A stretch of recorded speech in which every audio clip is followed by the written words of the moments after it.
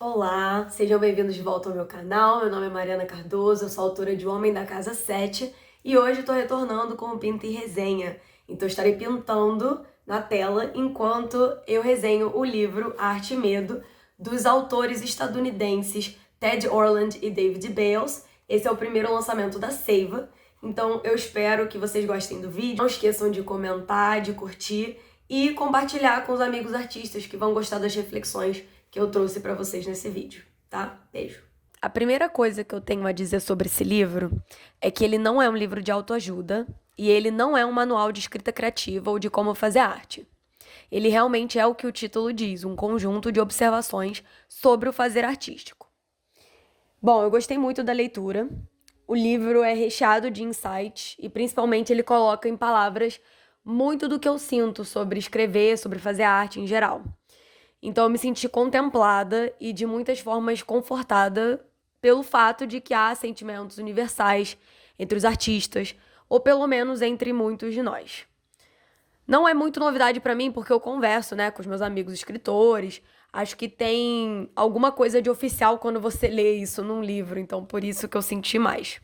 A primeira passagem que eu marquei foi essa. Embora talento desempenhe um papel no destino humano, esses elementos raramente podem ser considerados ferramentas confiáveis para se desenvolver arte no dia a dia. Os autores reforçam muito essa ideia durante o livro, e eu acho que isso é muito necessário. Ainda hoje, muitas pessoas que desejam fazer arte, mas não fazem, acreditam que para ser artista você precisa ter talento, que é tipo a parada mais importante de todas é o talento. E eu, como uma pessoa que faz arte, eu acho, sem querer levar para o pessoal, acho até um pouquinho ofensivo, porque é muito esforço necessário para criar qualquer coisa. Então, o talento, eu acho muito que o talento é apenas uma pequeniníssima parte, mas ele não é determinante, né? Como os próprios autores falaram. Não é talento, é estudo, é dedicação. E ainda nesse tópico, o livro inicia com alguns pressupostos, sendo o primeiro deles algo que conversa muito com essa primeira citação. Eu marquei muito essa parte dos pressupostos e o primeiro que eu marquei foi o seguinte: o fazer artístico envolve habilidades que podem ser aprendidas. Até mesmo o talento raramente se distingue a longo prazo da perseverança e do trabalho duro. Vou fazer um paralelo pessoal sobre as minhas pinturas, né? Vocês estão vendo aí que eu tô pintando e faz mó tempo que eu não pinto, basicamente só um pouquinho ano passado, se eu não me engano. Acho que uma, duas figuras, assim, nada demais e bem sem pensar, sem planejar nada.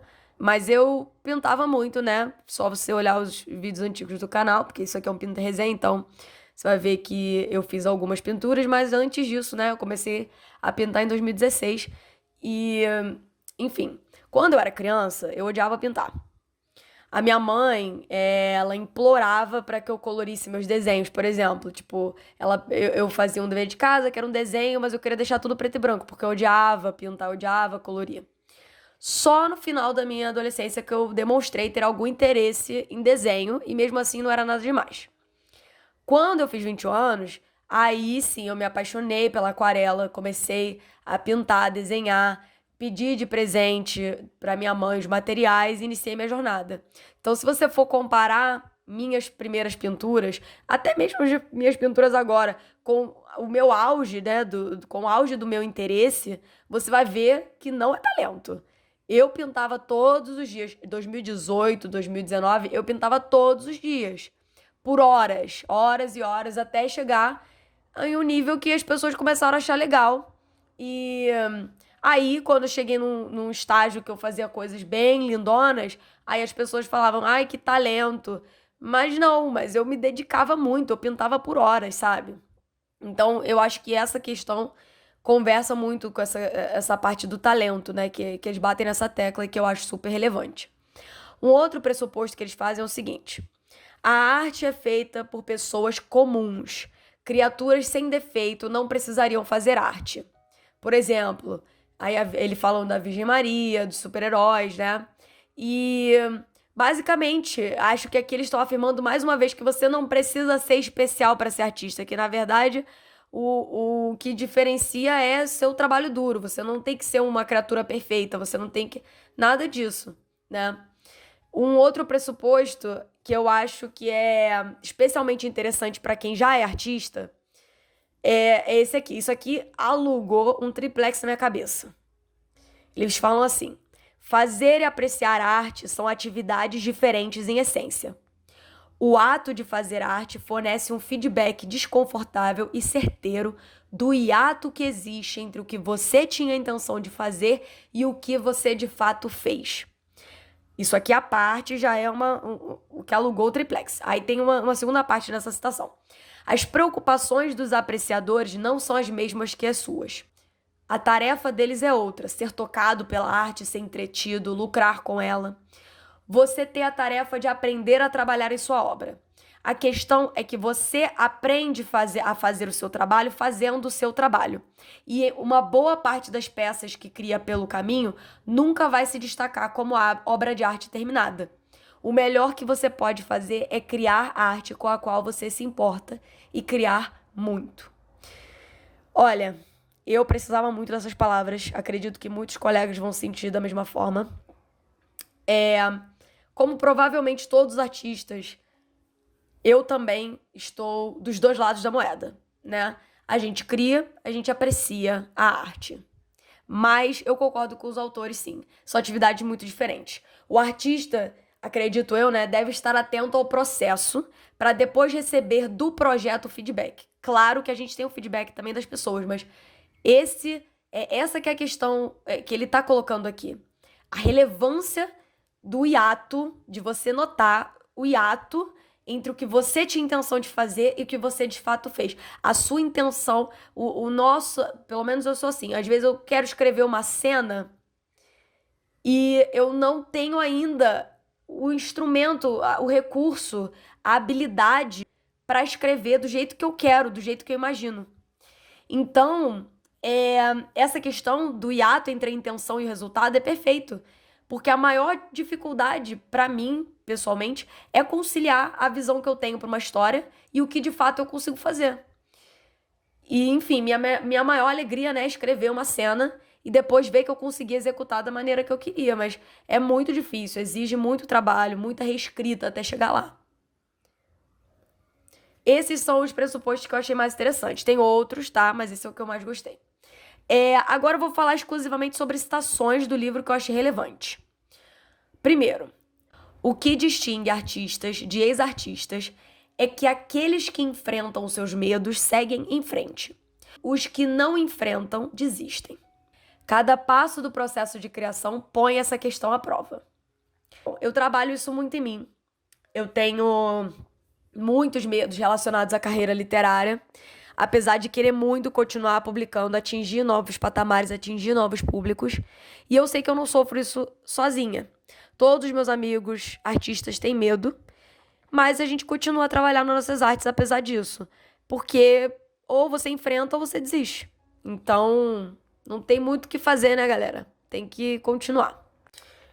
Então, assim, o medo, ele faz parte, mas a gente tem que saber lidar com ele. Seja através de terapia ou através de você se cercar de pessoas que entendem, que fazem parte desse mundo também da arte e que vão compreender os seus medos e você pode ter essa troca. São maneiras interessantes de se lidar com esse medo, porque eu acho que isso nunca some. Eu acho que até grandes artistas, sei lá, Meryl Streep, sabe? Falando que até hoje sente um frio na barriga quando vai começar um novo papel. Então não é uma coisa que vai desaparecer, ele vai se transformar. O medo vai atingindo outras questões. Então, esperar que ele desapareça é um pouco contraproducente. O interessante é a gente achar maneiras de lidar com isso. Fazer arte envolve riscos. Não combina muito bem com previsibilidade. A incerteza é uma companheira essencial, inevitável e onipresente do desejo de criar. E tolerar a incerteza é o pré-requisito para o sucesso. Bom, aqui eles falam não só sobre a incerteza de se viver como um artista, né? Sem as condições perfeitas, por exemplo, mas também sobre a incerteza dentro do processo de criação artística. Eles dizem que você precisa se dar espaço para responder de forma autêntica, tanto ao seu tema quanto aos materiais. Há aqui também no livro o exemplo do escritor que planeja tudo nos mínimos detalhes, mas durante a escrita percebe que os personagens precisam ir por outros caminhos, quase assumindo vida própria. Isso aqui é muito real para mim. Eu não consigo planejar nos mínimos detalhes. Eu tenho uma ideia geral e ao final do primeiro rascunho eu detalho para reescrita. Eu chamo de escaleta reversa, porque nesse primeiro momento eu gosto de me dar essa flexibilidade, esse espaço para entender, para experimentar o que eu quero dizer com a obra, com a história, né? Outra parte interessante é quando eles falam sobre fingimento. Isso aqui me pegou, hein, gente? Existe o medo de que você esteja apenas fingindo fazer arte. Afinal, você conhece melhor que ninguém a natureza acidental de muito do que aparece em... Afinal, você conhece melhor que ninguém a natureza acidental de muito do que aparece em sua arte. Sem falar em todos os elementos que você sabe terem se originado a partir de outros. A partir daí, basta um pequeno passo para você achar que está apenas emulando ser um artista, porque artistas de verdade sabem o que estão fazendo. Aí, gente, ele diz uma coisa incrível. Mesmo que você sinta estar apenas fingindo ser artista, não há como fingir que se está fazendo arte. Que? Ele fala assim, vá em frente, tente escrever sua história enquanto finge que está escrevendo uma história. Sua obra pode não ser o que os curadores querem exibir ou o que os editores querem publicar, mas isso é um problema completamente diferente. Para, gente, para tudo. Desliguem as máquinas. Isso aqui, eu acho que essa foi a parte que mais me pegou no livro todo. Nossa, tipo, eu precisava muito ouvir isso. Porque, cara, a síndrome de impostor é grande sempre, né, gente? É uma coisa complicada. Mas realmente, é isso. Não tem como você fingir que tá fazendo arte, porque você faz. Cara, que? Eu tenho muita dificuldade, né, de me dizer escritora, de me dizer artista. Parece um título que é apenas para quem tem o respaldo de uma editora, de uma agência. E embora eu saiba que isso não é verdade, no meu coração, essa parte me confortou muito, sério. Uma maravilha. Eu não quero muito elaborar também sobre isso. Eu queria que vocês pausassem o vídeo nessa citação e absorver a mensagem, porque tá tudo ali. É muito importante, amigos artistas. Entendeu? Absorve essa parte, absorve. Vai lá, pausa o vídeo. A gente chegou num momento complicado para muita gente, hein? Eles falam muito sobre perfeição. Vou colocar aqui as duas partes que eles falam sobre isso. Se você acha que trabalho bom é sinônimo de trabalho perfeito, está fadado a ter um grande problema. Arte é humana, errar é humano, logo fazer arte é errar. Outra parte que eles falam. Exigir perfeição é um convite à paralisia. Exigir perfeição é negar a comum e universal humanidade, como se você estivesse melhor sem ela. No entanto, essa humanidade é a fonte máxima do seu trabalho. O perfeccionismo afasta você exatamente do que é necessário para realizar o seu ofício. Para continuar, é preciso reconhecer que a perfeição em si é paradoxalmente um conceito falho. E é justamente isso. Você pode ser super detalhista, você pode reescrever 1 milhão de vezes, você pode jogar fora o seu desenho, refazer 1 zilhão de vezes, mas no final das contas, o que é a perfeição? Em qual âmbito você quer que a sua história, que sua arte seja perfeita? Quantos trabalhos você e eu, nós achamos perfeitos só para entrar numa página de resenha e ver que as coisas que você gostou são exatamente o que as outras pessoas acham terríveis? Então, assim, você acha que isso não vai acontecer com a sua história, com a sua arte? Não. Algumas pessoas vão amar e vão achar perfeito, né? E outras não, e outras vão achar terrível. E é isso, não tem como agradar todo mundo, é impossível. Você esperar isso de qualquer arte é muito limitante, sabe? Então, isso aí essa parte eu sei que muita gente vai se reconhecer nesse problema, mas eu pessoalmente não, já me livrei disso. Eu não exijo essa perfeição. O que eu faço é saber que eu dou o máximo de mim toda vez que eu escrevo alguma coisa. Eu tô fazendo o máximo que eu posso, sabe? Eu sempre estudo, eu tô fazendo uma pós-graduação em escrita criativa, por exemplo. Eu invisto muito em estudo, em conhecimento, em estar sempre aprendendo, em percepção quando eu estou lendo outras obras. Mas nunca vai ser perfeito. As pessoas que eu idolatro, que eu acho que são as maiorais, não são perfeitas também. E tem gente que odeia muito, tem gente que acha uma merda. Então, é meio inatingível. Que é engraçado, tá? Porque eu tenho problema com perfeição, só que na minha vida pessoal. Eu sempre quero ser perfeita, eu quero dar conta de tudo, eu quero fazer tudo maravilhosamente. Mas na minha arte eu não sou. Olha só que interessante. Bom, para finalizar, eles também abordam muito a questão de você buscar aprovação, de você avaliar artistas a partir do reconhecimento que eles receberam, que aí é uma coisa que é comparável, facilmente comparável. Em contrapartida, é muito difícil de você comparar as obras das pessoas em si, porque dizem eles que podem ser tão diferentes quanto maçãs e valsas. E, e aí eles falam que quando isso acontece, a essência da competição não é mais criar, mas coletar os símbolos de aceitação e aprovação do que foi criado. Isso é muito interessante.